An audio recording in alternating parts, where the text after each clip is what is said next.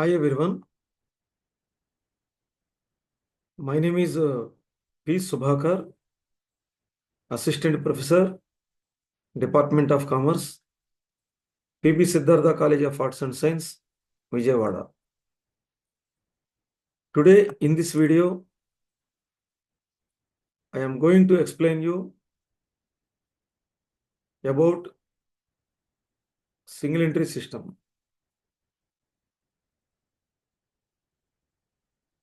There are two accounting systems in real practice.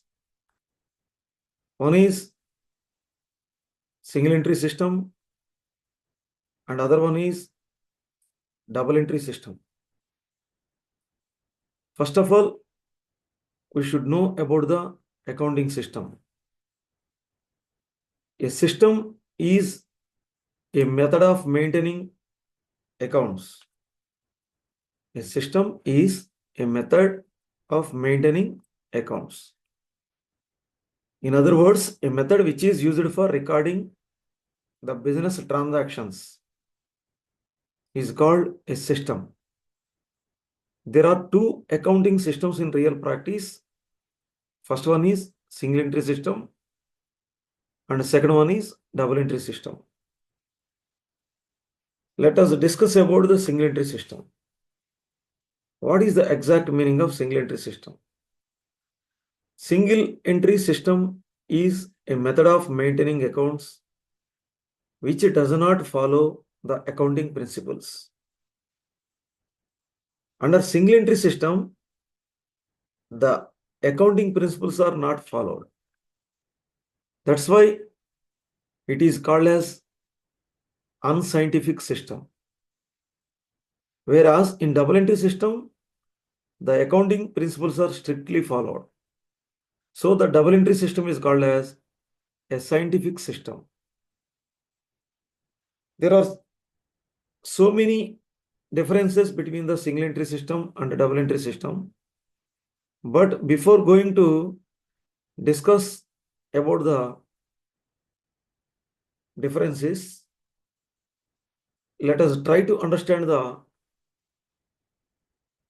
exact meaning of single entry system. Very often, small sole proprietorship and partnership businesses do not maintain double entry bookkeeping system because in most of the cases they adopt single entry system. Sometimes they keep record of the cash transactions and credit transactions only. Sometimes they do not maintain records of all transactions. But at the end of the accounting period, they want to know the performance and financial position of their business. This creates some special problems to the accountants. Without maintaining proper recording, they are not able to calculate the profit or loss of the business. So, the term single entry system is popularly used to describe the problems of accounts from incomplete records.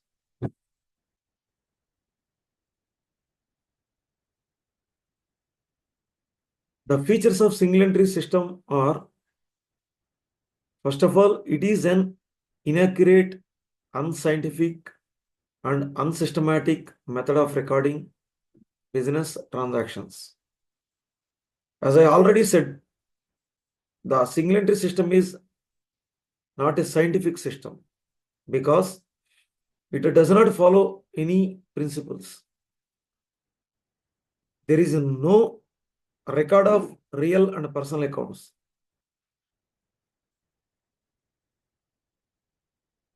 And in most of the cases, a record is kept for cash transactions only. But in some cases, the personal accounts are recorded. Under single entry, in most of the cases, the personal accounts are maintained. Real and nominal accounts are not maintained. Only the personal accounts of debtors and creditors are maintained.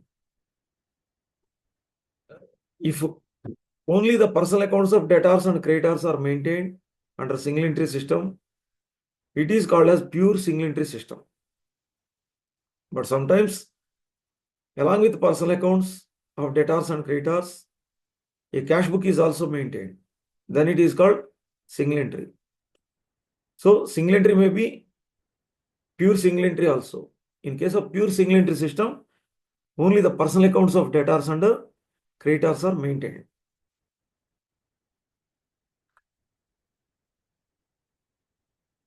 There are some differences between single entry system and a double entry system.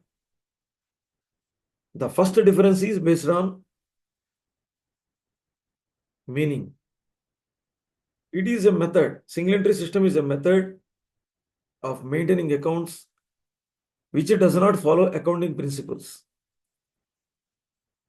Whereas double entry system is a method of maintaining accounts which follows the accounting principles. Under single entry system, only one aspect of a transaction is taken into consideration. All of you know it very well. For every transaction, there will be twofold of aspects. One is a debit aspect, another one is credit aspect. Under single entry system, only one aspect of a transaction is taken into the consideration, but the other aspect is ignored. In double entry system, both debit and credit aspects are taken into account. So in single entry, only one aspect is taken into account. That's why it is called a single entry system. In double entry system, both debit and credit aspects are recorded. That's why it is called as double entry system. Under single entry system, only the personal accounts of debtors and creditors are maintained, which means real and nominal accounts are not maintained. But in double entry system, personal accounts, real accounts, and nominal accounts are properly maintained. All types of accounts are properly maintained under single entry system. That's why all accounts are maintained under double entry system, personal, real, and nominal. That's why the double entry system is popularly known as accounting from complete records. Whereas in single entry system, only the personal accounts are maintained. Real and nominal accounts are not maintained. So it is called as accounting from incomplete records. I am repeating the same again. Under single entry, only personal accounts are maintained. Real and nominal accounts are not maintained. But under double entry system, along with personal accounts, real and nominal accounts are also maintained. Next, the fourth difference is regarding preparation of profit and loss account. Under single entry system, as the nominal accounts are not properly maintained, we cannot prepare profit or loss account. And also, you cannot calculate the profit or loss very easily. But in double entry system, as all the nominal accounts are properly maintained, we can easily prepare the profit and loss account in order to calculate profit or loss quickly. So under single entry system, we cannot prepare profit and loss account. As a result, we cannot ascertain the profit or loss of the business because nominal accounts are not available. But under double entry system, we can prepare the profit and loss account at the end of the year. And we can easily calculate the profit or loss. Under single entry system, we cannot estimate the financial position also because the real accounts are not available. In absence of real accounts, under a single entry system, we cannot estimate the real financial position of the business unit.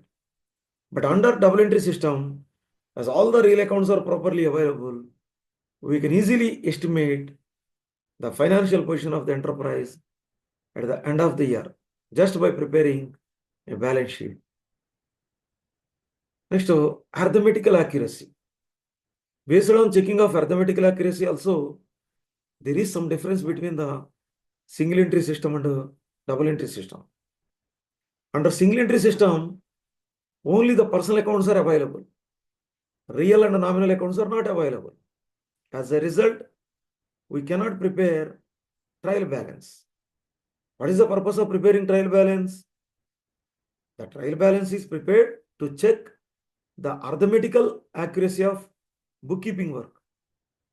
The trial balance is prepared to check the arithmetical accuracy of bookkeeping work. But only with the personal accounts, we cannot prepare trial balance under single entry system. So we cannot check the arithmetical accuracy. But in double entry system, as all types of accounts are available, we can easily prepare a trial balance and we can easily check the arithmetical accuracy of bookkeeping work. And the last difference is based on suitability. The single entry system has so many disadvantages, like it does not follow the accounting principles. It records only one aspect of the transaction, ignores the another aspect, and it maintains only personal accounts, but not real and nominal accounts. It cannot ascertain the profit or loss easily. It cannot estimate the real financial position of the business. And it cannot check the arithmetical accuracy also. So, the single entry system has so many disadvantages. That's why it is suitable for only small business units like sole proprietor business and partnership business. Whereas the double entry system has so many advantages. That's why it is suitable for large business units like giant stock companies.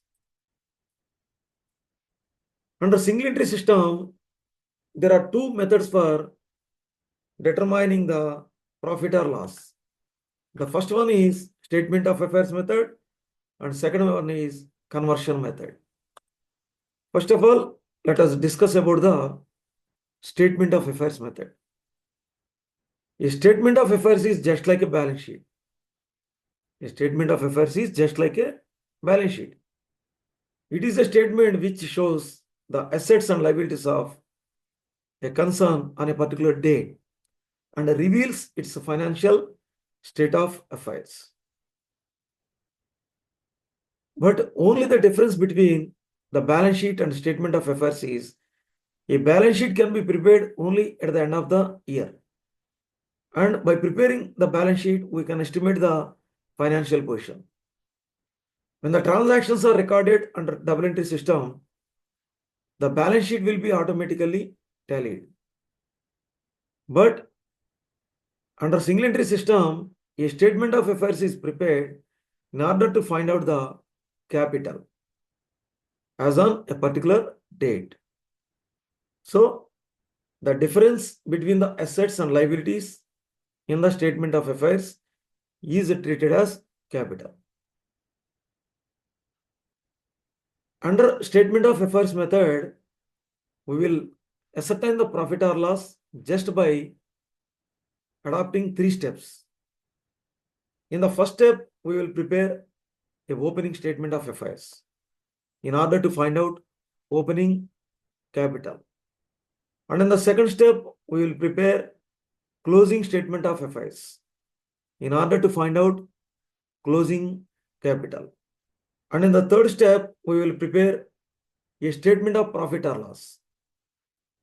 By preparing a statement of profit or loss, we will be able to find out the profit or loss of the business. So, just by adopting these three steps under statement of affairs method, we will be able to find out the profit or loss. This is the pro forma of statement of affairs. It looks like a balance sheet, but there is some difference. Just all the assets are taken on right hand side and all the liabilities are taken on left hand side. The difference, if any, will be treated as a capital.